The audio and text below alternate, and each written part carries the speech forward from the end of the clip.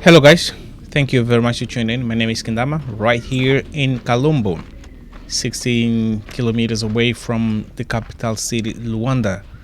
Today's video is a continuation of the previous videos because I'm here in this area today. We came and pay a visit. So I'll be here for a couple of days, and this is a couple of videos that I'm giving you. Really cool city here, even though the streets are really dusty with not tarmac on the roads, and just crazy to drive here, especially when is period of rain. That is the worst. And then the cars here, they easily just break down. That's why many people here they use 4x4. You find many 4x4 here where people manage um, to drive around, because that's easiest way to drive around here on 4x4. And even though that is not everybody can be able to afford to buy an Land Cruiser 4x4 or any other trucks or cars, but yet the many people they do that. So chilling around here, going to see how it is. This is a mainly a new area, new construction here taking place. As you can see, the houses that they're using all this iron sheet and so on. It's just because before you build a more proper house, it takes years to do that. Not everybody got the money to build a block house. Then what they do is they have to start first by building small house on this iron sheet, and then as time passes or the time goes, then you'll be able to acquire all the material, putting together, and then you can start building a bigger house. People do that because they don't want to rent a house, or even though those houses that the government are building are really expensive to do so, and then that's why easier you grab some land and to build a house there, so that'll be easier. Here everybody almost is expert on building. They know how to build a house, because they follow all the steps when they're building together with the engineers or the bricklayers. That's why the owner of the house end up of on learning the process of building. Here in Africa, the few people or few companies go around building house for people. People just contract a single person, and that single person contracts another friends or so, and they go up and building houses. And along the way, the person or the owner of the house or the comes along and give his hand to support all the workers into the site. So you end up being expert as well on this kind of projects, right? So that's exactly what is happening here in Africa, and Angola is in particular is not exception. So that's exactly what it is. So we need somehow the government to start implementing nice roads. We need roads with tarmacs. We need the water installation and all these things that is needed to one particular area to be placed, because here it's close to the river, this area here, and the government yet didn't get a chance to to divide the plots so that people can build orderly. They're just waiting, people building their own way house, their own ways, and after it becomes so difficult to make it orderly, or the infrastructure to be really in place the way it's supposed to. Yeah.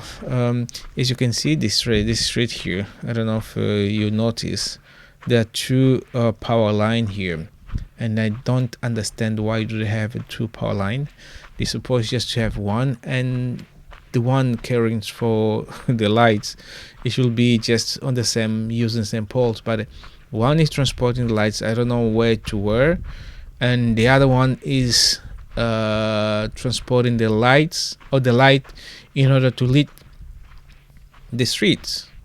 But I mean, it's no need to have these two lines, this power line there. And then in Angola, like many other African countries, there is not that kind of maintenance where people always come when the company comes along and check all these things. Sometimes this pole here, especially this one here on left hand side, they are metal, and that some of this pole is so dangerous because when you touch, you can get electricity shock, right? So because it is not that maintenance, and which is that very very dangerous, especially when it's raining. So that's why I don't know why they have used two different kind of pole instead of just use one, but I hope they can be able to rectify it.